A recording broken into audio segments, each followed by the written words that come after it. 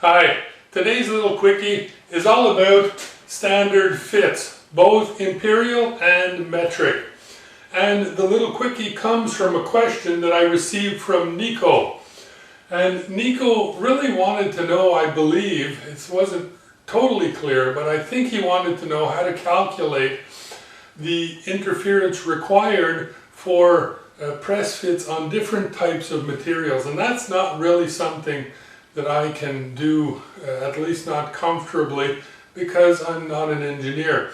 I've always worked with engineers that have given me the numbers that they need for the fits that they want, and my job has always been to give them the parts with those proper dimensions.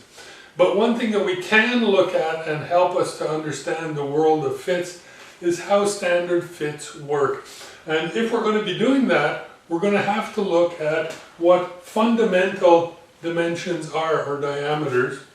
We're going to have to understand what a hole-based system is and what a shaft-based system is. And if I have any hopes of understanding this, well, we're going to have to look at some tolerancing. And I have here tolerances, 3 different examples. The first is the bilateral, and that's what we're most used to seeing, and I've spoken about this in a few videos already. But if we take a look, I have in this example a 1-inch diameter. Now, my 1-inch diameter is my fundamental diameter here.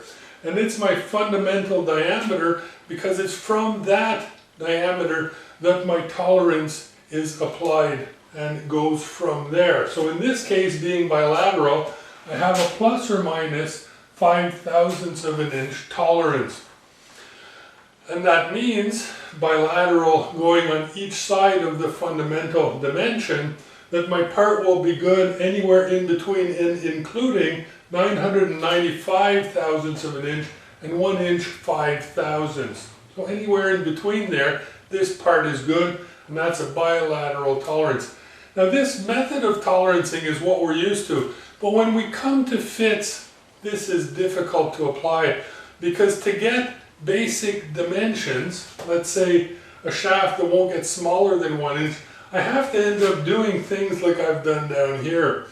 1.005 plus or minus 5/1000ths. Now that doesn't look right, okay? 1 inch 5/1000ths isn't a fundamental dimension or diameter. I want nice round numbers for my base dimensions.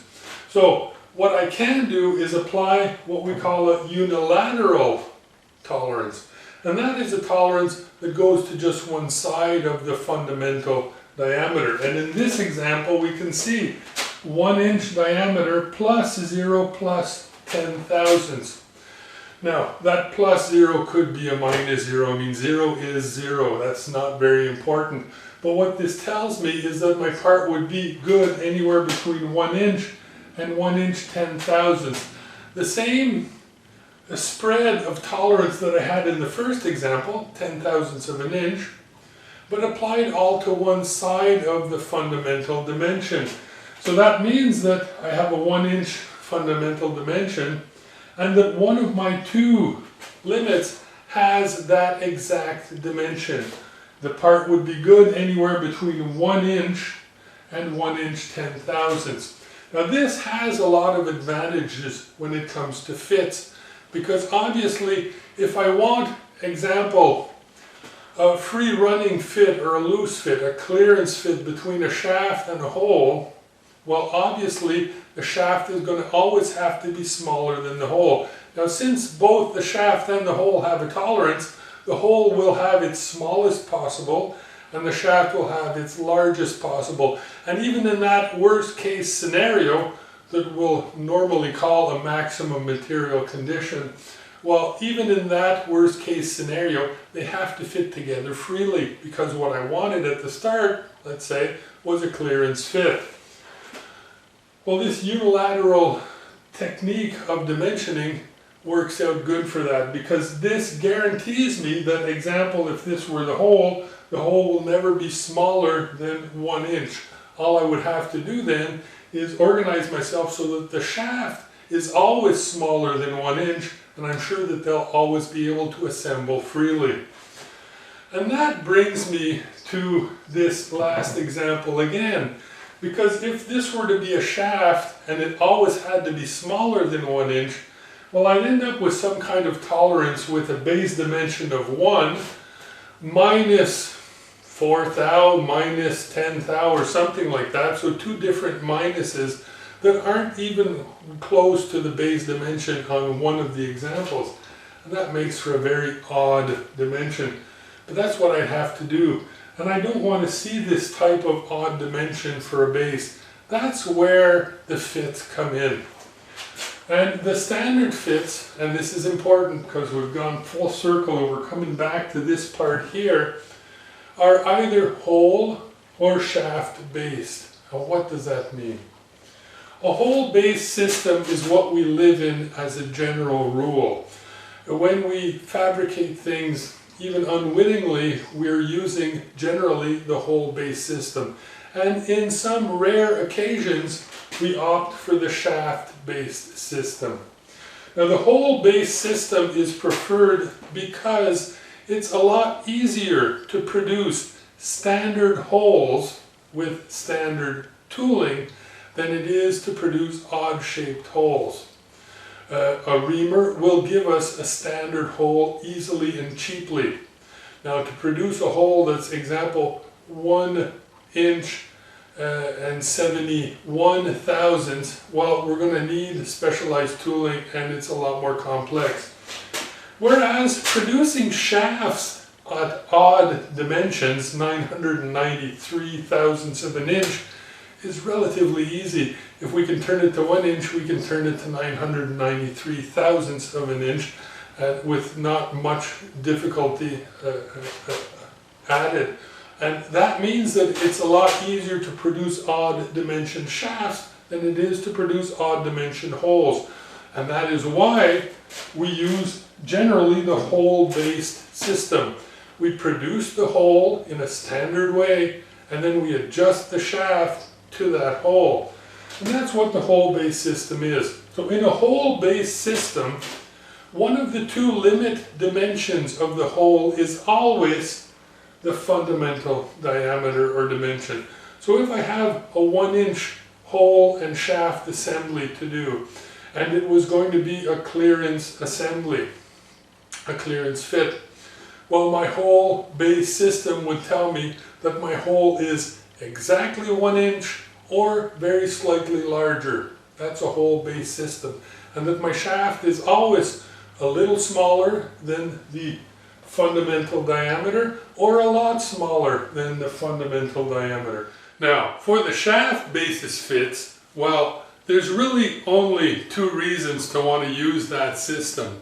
And the first is when you've paid good money for an accurately ground piece of stock.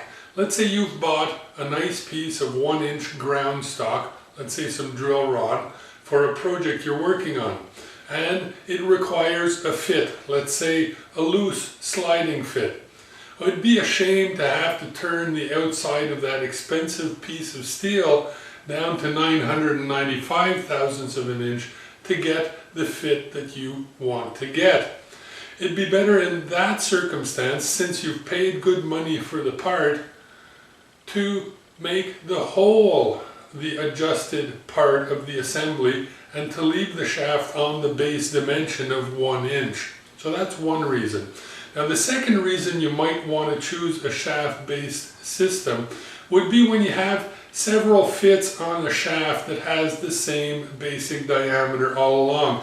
Let's say you have an accurate shaft on which you're going to mount a press fit bearing or two, and then on its end you're going to mount, let's say, a pulley that's a slide fit with a set screw. Well, you have different fits on a shaft that has the same diameter. Now, you're not going to turn the end of the shaft down by 5 thousandths and then turn the middle of the shaft down by 2 thousandths and then turn the end of the shaft down to 1 thousandth.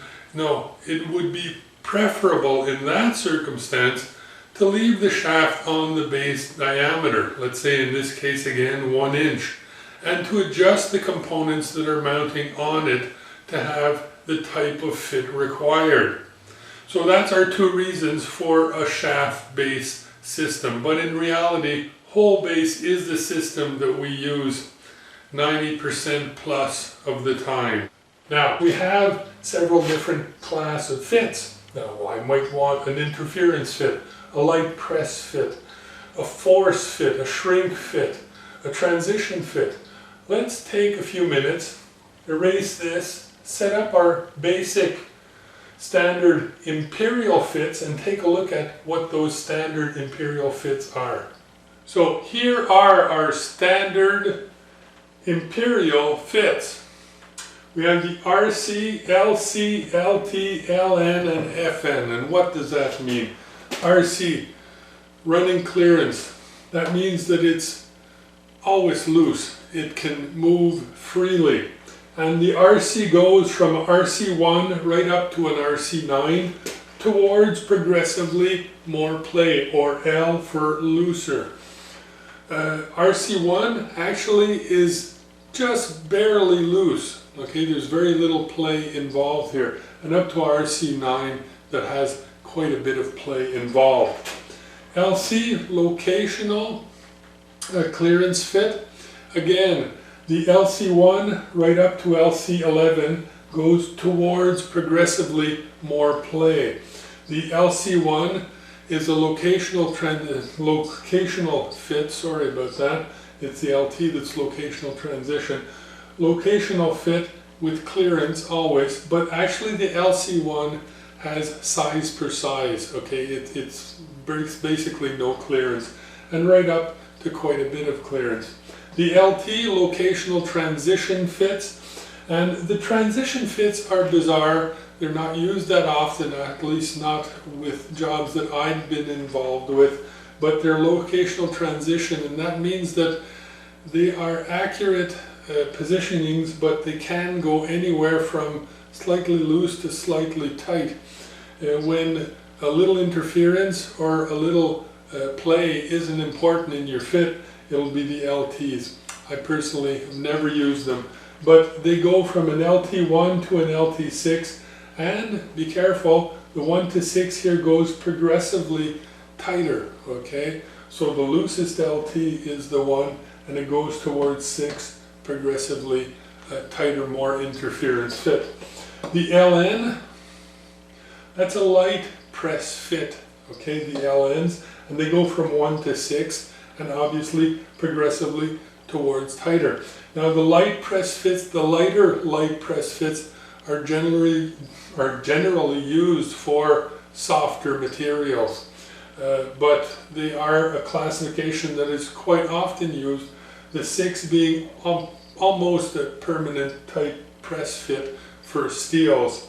The FN are the force fits, and they go from quite a bit of force with the FN1 right up to really a shrink fit with the FN5, something that can't normally be pressed unless you expand the hole and reduce the shaft for assembly with heat and cold. So that gives us an idea. Now let's take a few seconds and look at RC right up to FN graphically, so we get an idea of what we're looking at, because obviously looking at shafts and holes won't give us very much. But if we look in our machinery's handbook, we can get a graphic idea of what these fits look like.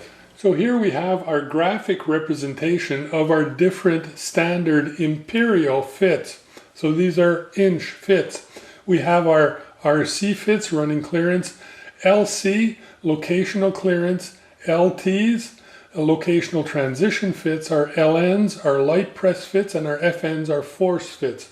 So let's take a closer look at the RC graphic representation to understand how these graphs work and what they can tell us.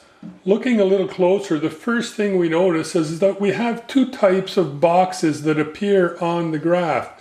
The first is a hatched box, and that is the hole tolerance. So the height of the hatched boxes here represents the amount of tolerance for the different class numbers.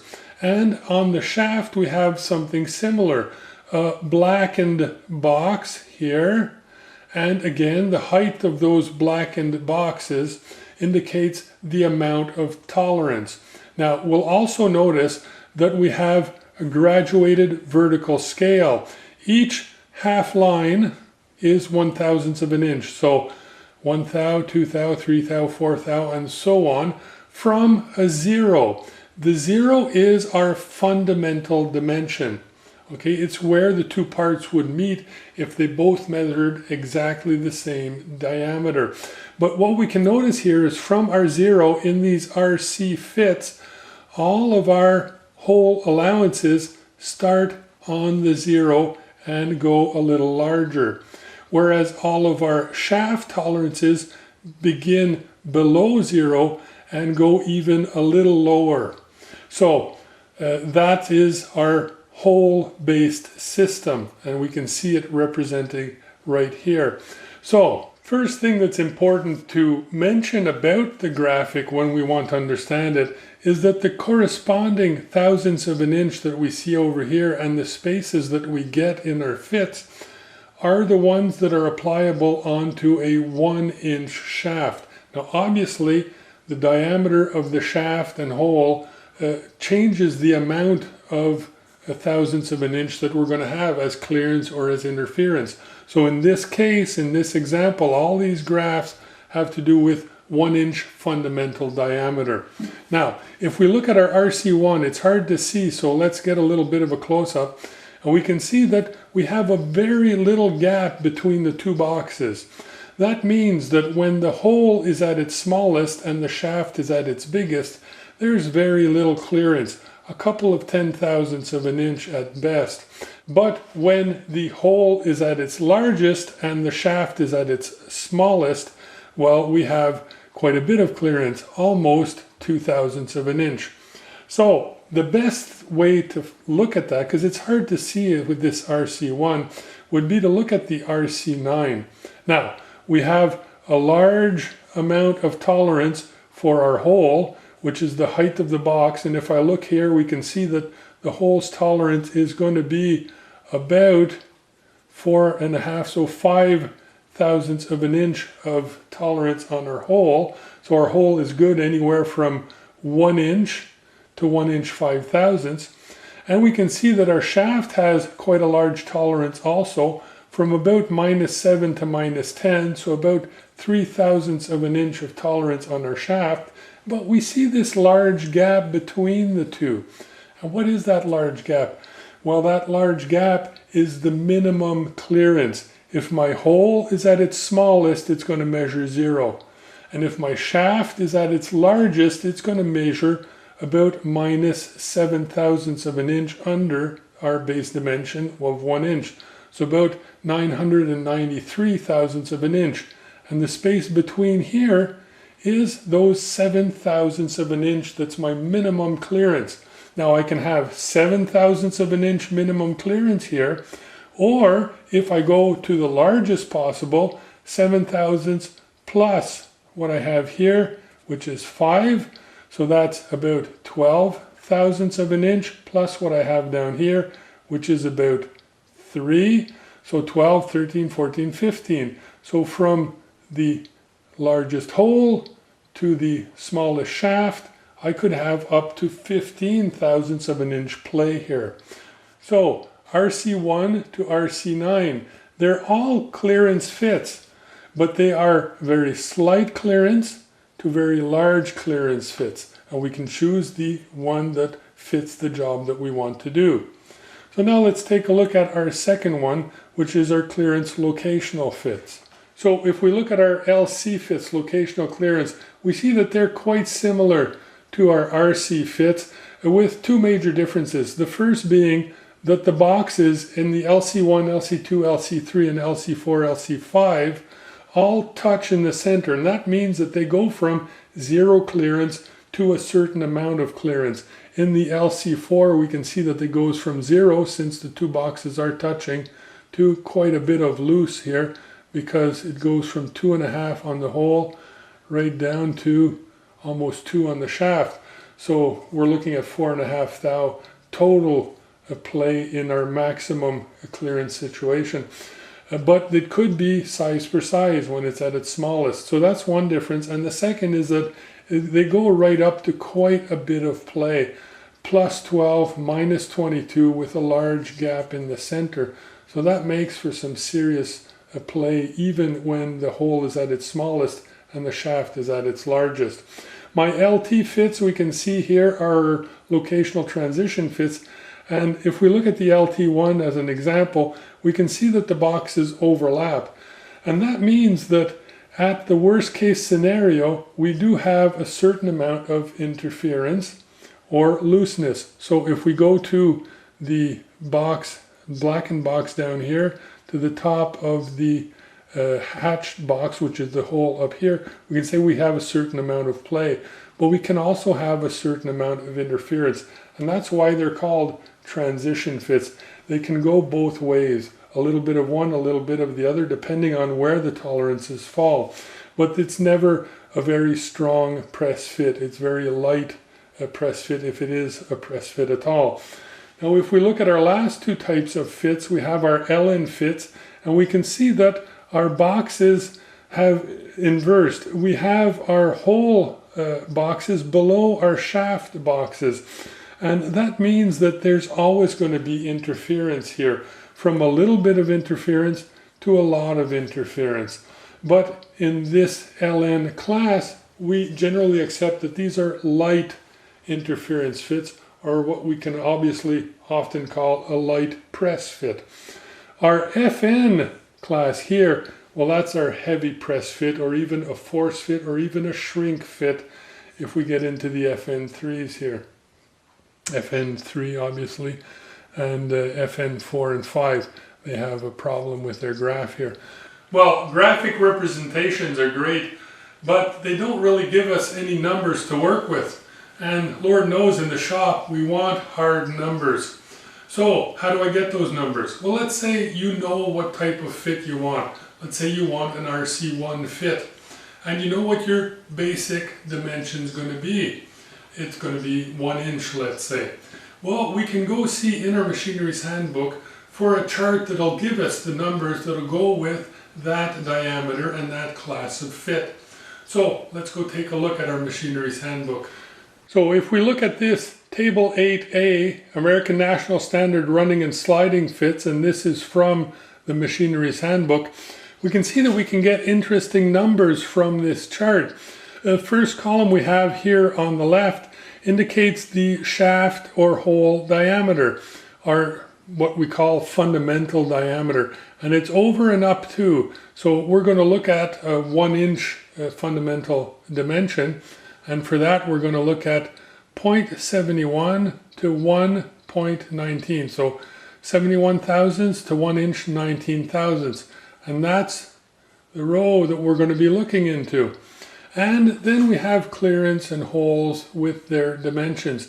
Important to note here that we have, let's say example right here, 1.1 or 0.95. These numbers here are given to us, and it says it right here, in thousandths of an inch. So when it says 0.4, it's not 4 thousandths, it's 0.4 thousandths of an inch. That means 4 10,000ths of an inch, okay? So just be careful about these. They're given in thous, but when they're point decimals of a thou, you have to calculate in, keep that in mind. So if we look at our row, and let's say we want an RC1 fit, well, for a 1 inch shaft, we're going to have a total clearance of 3 10,000ths of an inch, right up to almost 1 thou, or 0.95 10,000 or 95,000 10,000ths of an inch. Sorry about that. Our hole diameter is going to be 0, so we're hole based, and up to plus 0.4, so 0 to 4 10,000ths of an inch over. And our shaft could be minus 3 10,000ths of an inch to minus 5 10,000 or 55 10,000ths of an inch. So really 55 100,000ths of an inch, sorry about that. So really pretty tight, and we knew that at RC1 from looking at our graphical representation was going to be a running clearance fit, but it wasn't going to be very loose, okay? There's not much play to be had in that. And we have our column for RC2, our column for RC3, RC4, and on the other pages, well, we have all the other fits. And with this chart, we can get the dimensions that we want. So if someone asks us for an RC2 fit on a 1-inch shaft, we can come here and calculate what we need as far as clearance and positions on those shafts and holes. So those are our standard or normalized Imperial fits. Now, RC, RC1, RC2, RC3, FN, LN, LC, whatnot, are the standard descriptions. But what can I do with those descriptions? Well, you can use your fits in two ways. And the first is obviously if you have a blueprint or have received the job and you have your fundamental dimension and they give you on the print the fit required, well, you just look into your handbook, find your numbers, calculate your limits for your dimensions, and make the part. But there's another way that you can use this, and that's because in each class we have in our handbook a very accurate description of what that class does. So you can use the class descriptions to help you choose the kind of fit that you want for the job that you're making, if you are designing something or making something that doesn't have a blueprint. And you can even look at these fit descriptions with your client if you're making the part with for someone else and you'd like them to explain to you what kind of assembly they want. So let's take a look at those different descriptions for the different fits. So here we have our descriptions. We have description of fits as a general rule and the class itself, but we also get detailed descriptions of each type of fit. So if we look here at RC1, it is described as being a close sliding fits are intended for accurate location of parts that must assemble without perceptible play. Now if we bounce down and see what an RC7 will tell us, RC7, free running fits are intended for use where accuracy is not essential or where large temperature variations are likely to be encountered, or under both of these conditions. So you can really choose the type of assembly you want with this description. Now once you have the type that you want and you have your base or fundamental dimension, well then you can go over to your chart and calculate the limits for the parts that you have to make. Well, now you know. If ever you see a 1-inch RC1 indicated on one of your blueprints, well, you know where to go get those numbers in your handbook and what they mean. But what we haven't said yet is, how do I know if this is a hole-based or a shaft-based assembly? Well, it's very easy.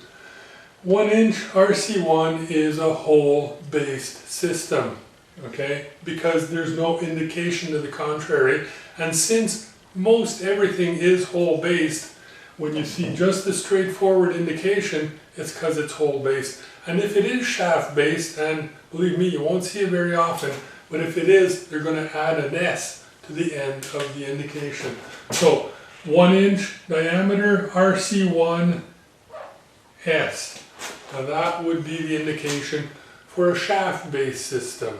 Now, let's go take a look at the same logic or same approach, but in the metric system. So let's take a look at our metric fits and see how they work. Now, we have about the same amount of fits in metric and imperial. I mean, things don't change just because we change our base of measurement. But the approach is quite different. So let's take a look at these call-out numbers. I have diameter 20, H8, F7. Now, there's a lot going on here. Obviously, the diameter 20 is my base dimension. And that means that my base dimension, or fundamental dimension, is 20 millimeters. But H8, what does that mean? Well, first thing we notice, I have uppercase H and a lowercase f. Important to note here, that uppercase letters represent the whole and lowercase letters represent the shaft, okay? Now these letters can change, but when they're uppercase, it's the whole. When they're lowercase, it's the shaft. So this means that I have a H8 class for my whole and an F7 class for my shaft.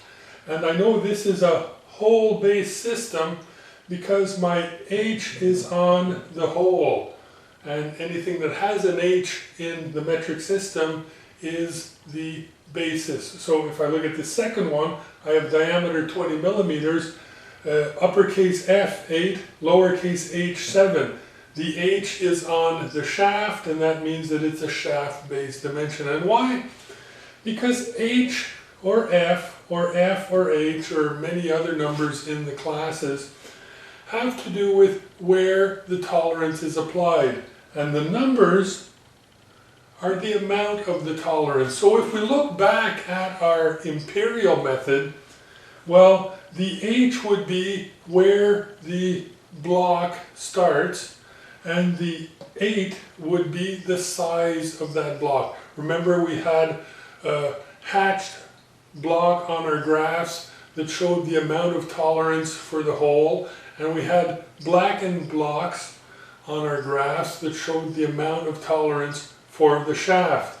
Well, in this case, we have the same thing, and that amount of tolerance, how high those blocks are, well, it's the numbers here. So the 8 is a larger block. There's more tolerance on the 8 than there is on the 7. So what do the letters represent? Well, the letters represent where that tolerance is applied. And H means that the block of tolerance starts on the fundamental dimension. And that's why the H8 represents a whole-based system, because it's my capital H, and that means capital whole and H whole-based. Okay, because it's the whole that's capital. In the second example, my H, which tells me that I'm a shaft base, is a lowercase letter. And that means that it's the shaft's dimension that goes right up to my basic or fundamental dimension. So that gives us an idea what we're looking at. But let's go take a look at the graphical representation of this to get a better idea of what all this means. So if I look at this graphic representation, I can see that my capital or uppercase H's all come to my base diameter, or my basic size, or my reference, okay, fundamental dimension. So all my H's in this example are uppercase H's, and they all come to 0 because this is the representation for my preferred whole basis fits. And it's normal that the capital H's, or the capital letters, all come to 0 because capital represents the whole, and H represents starting on my base dimension, or my fundamental dimension here. So it's normal also that I expect that all my shaft dimensions have different letters and don't come to the line, except for my H7, H6, which are both H's and which will touch. That's a 0 clearance at its minimal dimension. So we can see that we have, in this case, running or sliding fits at the start, getting progressively tighter, going into transition fits that can be either pressure or loose, and coming into my progressively tighter and tighter and tighter interference or press fits. Okay, so very simple system. And as you can see down here, we have almost the same graph but reversed of the one that we've just seen, because in this case all my H's are in lowercase letters, and that means that we're in a preferred shaft basis fits, and all my holes don't come to 0. So it's the same as the one we saw previously, but reversed. shaft basis in this case. And as was the case with the Imperial fits, well, with the metric fits we have our specific descriptions that are quite simplified, and there's a lot less of them than in the Imperial example. But we have our basic hole and basic shaft assemblies with their description. And these are the preferred fits, the ones that we should always try and choose. So the H11, C11, H uppercase, C lowercase, C uppercase, H lowercase for hole or shaft is described as loose running fit for wide commercial tolerances or allowances on external members. And we go down in a progressive fashion from that loosest of fit towards the tightest of fit. A very, very simple system to use.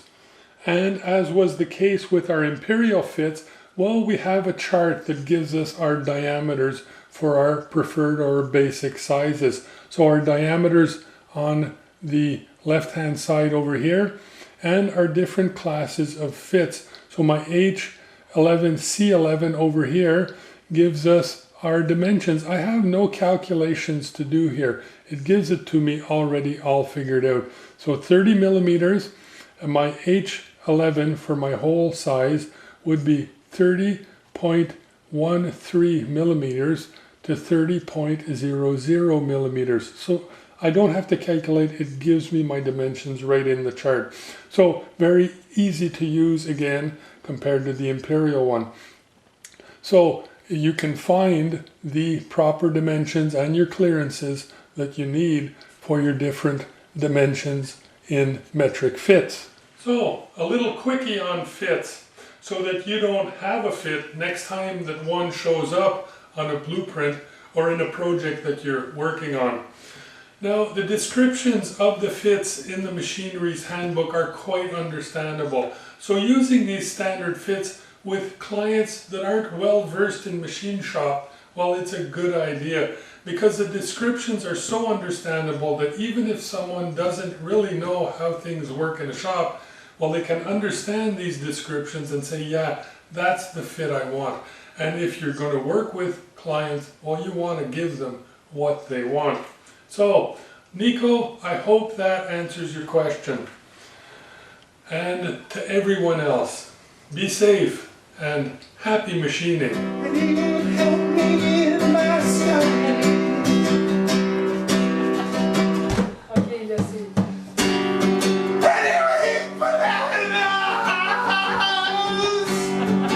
So all I ever wanted was a little monkey from you. Bravo! There you go.